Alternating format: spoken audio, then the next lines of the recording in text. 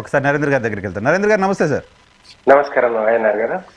నరేంద్ర గారు, కంపెనీస్ ఇప్పటి వరకు కంపెనీస్ ఇక్కడ పనిచేస్తున్న ఇంటర్నేషనల్ ఎంఎన్సీ కంపెనీస్ ఇక్కడ నుంచి ఎంప్లాయీస్ని అక్కడ తీసుకెళ్ళడం చూస్తుంటాం H1B పైన చాలా మంది. ఆ కంపెనీస్ ఇది బేర్ చేసే పరిస్థితిలో ఉన్నాయా?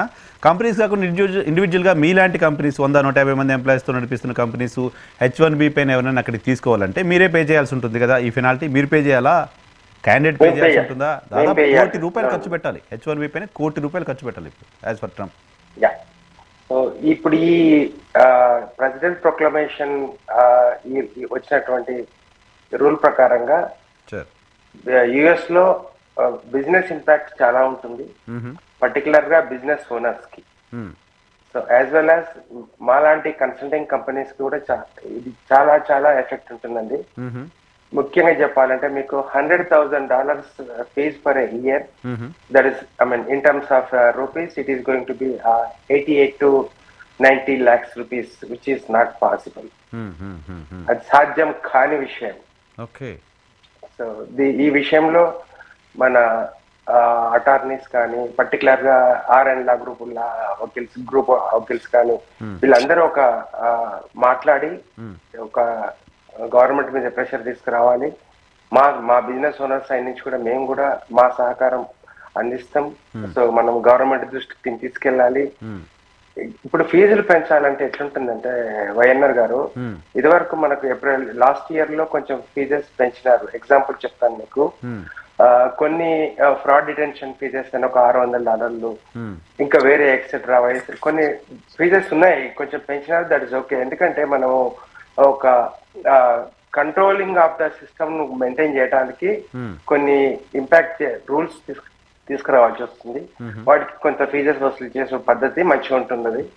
సో అట్లనే ఇప్పుడు సోషల్ మీడియాస్ కూడా మనం కంపల్సరీ చేసినాం కాబట్టి దాన్ని కూడా మెయింటైన్ చేయడానికి దానికి కొంత ఫీజు ఇంపాక్ట్ చేయొచ్చు మనం ప్రభుత్వం సైడ్ నుంచి. అట్లనే ఇంకా కొన్ని ఇతరత్ర కొన్ని ఫీజెస్ కూడా మనం ఇంపాక్ట్ చేయొచ్చు. సో కానీ ఈ $1,00,000 అనేది మాత్రం చాలా బిజినెస్ నడిచే వ్యవహారం కాదండి. సో దీని మీద తప్పనిసరిగా ప్రభుత్వాలు ఆలోచించాలి.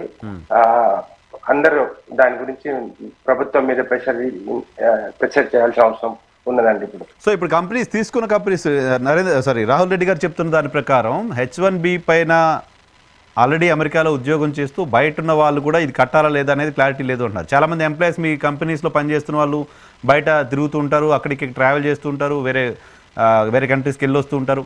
వాళ్ళందరినీ కూడా ఇప్పుడు మళ్ళీ అమెరికాలోకి రావాలంటే $1,00,000 పే చేయాల్సిందే అనే పరిస్థితి కనుక ఉంటే, అటువంటి కండిషన్ కనుక ఉంటే ఎంప్లాయీస్ మీరు ఓన్ చేసుకునే పరిస్థితి ఉంటుందా? చూడండి సార్, నేనని కాదు, ఏ బిజినెస్ ఓనర్ కూడా చేసే పరిస్థితి లేదండి. సో దీని ద్వారా ఏమైతుంది, బిజినెస్ ఇంపాక్ట్ అవుతుందండి అమెరికాలో. సో దాంతో there are lot of implications, impacts going to be impacted. So దీని గురించి ప్రభుత్వం చాలా సీరియస్ గా ఆలోచించాల్సిన అవసరం.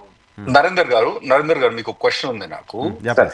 ఇప్పుడు ట్రంప్ అడ్మినిస్ట్రేషన్ ఏమన్నారంటే, ఏదైతే ఇప్పుడు ఈ ఈ పర్టికులర్ $1,00,000 గురించి మనమైతే మాట్లాడుతున్నామో, పెద్ద 10 కంపెనీలతోటి మీటింగ్ పెట్టిండ్రు ట్రంప్ గారు మీటింగ్ పెట్టినప్పుడు మరి మీటింగ్లు ఏమైందో మనకు తెలియదు, కానీ ప్రెస్ స్టేట్మెంట్లో, అంటే ట్రంప్ ఎప్పుడు నిజం చెప్తాడని అనుకోవద్దు, ప్రెస్ స్టేట్మెంట్లో ఏమిటంటే ఈ పెద్ద 10 కంపెనీలు, అంటే పెద్ద కంపెనీలో Google, Microsoft, Apple, Tesla, Nvidia, ఇటువంటి కంపెనీస్ అన్ని కూడా $1,00,000 ఒప్పుకున్నారని వాళ్ళు చెప్తాండ్రు.